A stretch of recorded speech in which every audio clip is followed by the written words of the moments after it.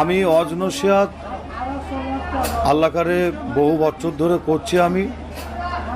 তা বর্তমান পরিস্থিতির দিকে লক্ষ্য করে আমি দেখলাম যে ভারতবর্ষের যে পরিস্থিতি, আমি সারা পৃথিবীর পরিস্থিতি বলতে পারি যে বর্তমান কি পরিস্থিতি চলছে, ভারতবর্ষের পরিস্থিতি, পশ্চিমবাংলা যে পরিস্থিতি, সেই দিকে লক্ষ্য করে আমি মনে করি সকলে মিলেমিশে একসাথে কাজ করা আমাদের দরকার আছে।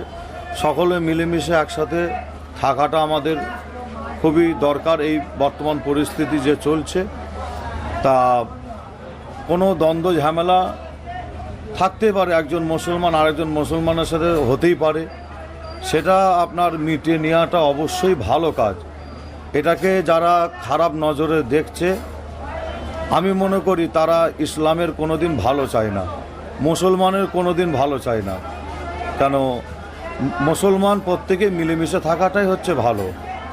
তা আসিম বিল্লাহ সিদ্দিকী যদি বসিরহাটের আলেমদের সাথে আপনি বললেন, এক কথায় অল ইন্ডিয়া সুন্নাতুল জামাতের ওলামা হজরত, তাদের সাথে জলসা করাটা যদি ভুল হয় কিছু ব্যক্তির নজরে, সমস্ত মানুষ নয়, কিছু ব্যক্তির নজরে আপনার যদি ভুল হয়, তাহলে তো আমি এখানে বলবো যে আপনার অন্য অন্য মতপথে যে সমস্ত মানুষ আছে বাংলার জমিনে আরও, আমি চাই সকলে মিলেমিশে একসাথে আমরা কাঁধে কাঁধ মিলিয়ে কাজ করতে চাই। কিন্তু যাদের নজরে আজকে খারাপ লাগছে, যারা আপনার ভুল ব্যাখ্যা দিচ্ছে আসিম বিল্লাহ সিদ্দিকী জলসা করার কারণে, যারা বাজে কমেন্ট করছে, কই তাদের তো আমি দেখলাম না, ওই সমস্ত বুদ্ধিজীবীদের তো দেখলাম না অন্য অন্য মতপথের মানুষদের সাথে, ওলামা হজরতের সাথে ফুরফুরা দরবার শরীফে কোনো পীরজাদা বা কোনো পীর সাহেব জলসা করছে একই স্টেজে বসে। আমি উদাহরণ দিতে পারি, আপনারা নিশ্চয়ই জানেন, আপনার বেশ কিছুদিন আগে নাসিরউদ্দিন চাঁদপুরি, আপনারা নিশ্চয়ই নাম শুনেছেন, জানাব হজরত মৌলানা মোহাম্মদ নাসিরউদ্দিন চাঁদপুরি সাহেব, তিনার মাদ্রাসায় আপনার ফুরফুরা শরীফ থেকে নিয়ে কয়েকজন পীরজাদা গিয়ে সেখানে একই সাথে প্রোগ্রাম করেছে। আমি খুশি কিন্তু যে মিলেমিশে একসাথে আছে, আমি কিন্তু খুশি, আমি বিরোধিতা করছি না। সেখানে আবার কাসিমি সাহেব একজন ছিলেন, তিনি একজন বড় মাপের একজন আলেম, তিনি তারপরে পরিচিত একজন ওলামা হজরত, যিনার নাম হচ্ছে জানাব হজরত মৌলানা মোহাম্মদ জয়নুল আবেদিন সাহেব, একই সাথে পাশাপাশি বসে জলসা মাহফিল করছে। এখানে কই দেখলাম না ওই সমস্ত বুদ্ধিজীবীরা তারা কোনো কমেন্ট আর করলো না, তাদের কোনো বক্তব্য আমরা শুনতে পেলাম না। তারপরে আপনার আসিম বিল্লাহ সিদ্দিকী করলেই দোষ বা অন্য পীরজাদা করলে দোষ, ওনারা করলে সব ঠিক আছে, এই জিনিসটা ঠিক না। আপনার এই জিনিসটা আপনার এইভাবে যদি চলে, তাহলে মনে করব যে আপনার এটা একটা বিশাল একটা ক্ষতি হতে চলেছে, সামনে একটা ক্ষতি হবে একটা। তাই আপনার জলসা মাহফিল এটা আমাদের একসাথে মিলেমিশে করাটাই ভালো। এবার হ্যাঁ, আপনার ব্যক্তিগত আকিদা বা আপনার ব্যক্তিগত মত থাকতে পারে। আমি দাদা পীরের ঘরের বাচ্চা আসিম বিল্লাহ সিদ্দিকী, আমি আমার আকিদার জায়গায় আমি মজবুত আছি, আপনি আপনার আকিদায় মজবুত আছেন। আমার মেসেজ হচ্ছে এটাই, বাংলার মানুষ বলেন, ভারতবর্ষের মানুষ বলেন, পৃথিবীর মুসলমানের কাছে মেসেজ হচ্ছে এটা, আপনার মাসলা আপনার কাছে, আমার মাসলা আমার কাছে, আমি আমার আকিদায় মজবুত আছি। বর্তমান যে পরিস্থিতি চলছে, অবশ্যই আমাদের এক হতে হয়, একসাথে মিলেমিশে থাকতে হয় বলে মনে করছি। অনেকে বলছে আপনাদের ঘরের পীর সাহেব পীরজাদারা বলছে যে ওরা কুফাবাসী, ওদের সাথে আমাদের কোনো সম্পর্ক নেই, কি বলবেন? এটা হিংসা ছাড়া অন্য কিছু নয়, এটা একমাত্র হিংসা।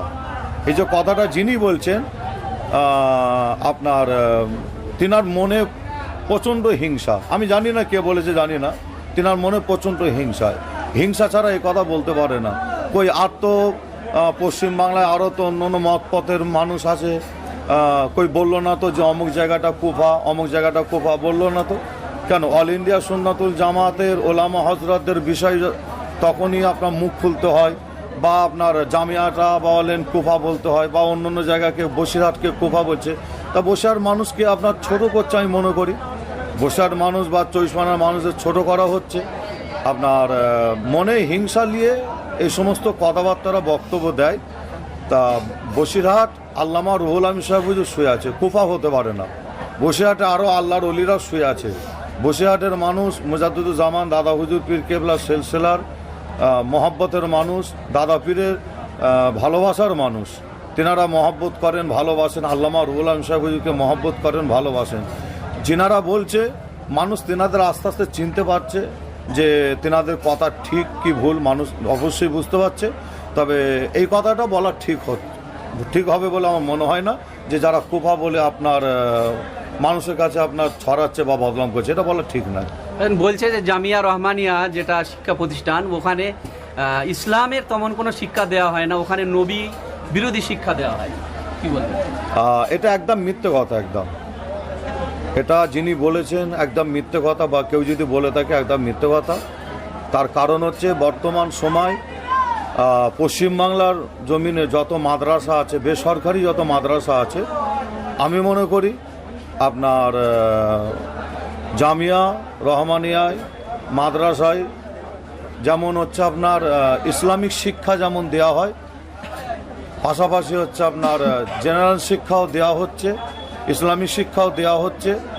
তার সাথে সাথে মুজাদ্দুজ্জামান দাদা হুজুর পীর কেবলার সিলসিলা নিয়ে ওই জামিয়া রহমানিয়ায় যেভাবে আলোচনা হয় বা ছাত্রদের শিক্ষা দেওয়া হয় যে কিভাবে চলতে হবে, দাদা পীরের সিলসিলাকে কিভাবে প্রচার করতে হবে, কিভাবে খেদমত করতে হবে, যেভাবে জামিয়া রহমানিয়ায় শিক্ষা দেওয়া হয়, আমার মনে হয় অনেক মাদ্রাসা আছে, প্রত্যেক মাদ্রাসায় আল্লাহকারে এলেম শিক্ষা দেওয়া হয়, খারাপ বলছি না। তবে আপনার জামিয়া রহমানিয়ায় যেভাবে শিক্ষা দেওয়া হয়, আমি নিজের চোখে ঘুরে এসেছি, দেখে এসেছি, তো কই আমার নজরে তো পড়েনি। যারা বলছে তারা আপনার ওই হিংসা ছাড়া অন্য কিছু নাই। আর অল ইন্ডিয়া সুন্নতুল জামাতের যে সমস্ত আলেম আছে, আপনি তাদেরকে এই ইসাল সাহাবে আলাদাভাবে ইনভাইট করেননি? যে আমি আপনার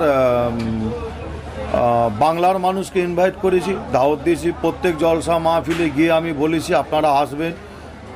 সাথে সাথে আপনার বিভিন্ন আলেম ওলামাকেও আমি বলেছি আসার জন্য। তার সাথে সাথে অল ইন্ডিয়া সুন্নতুল জামাতের ওলামা হজরতগণদেরও আসার জন্য আমি দাওয়াত দিয়েছি।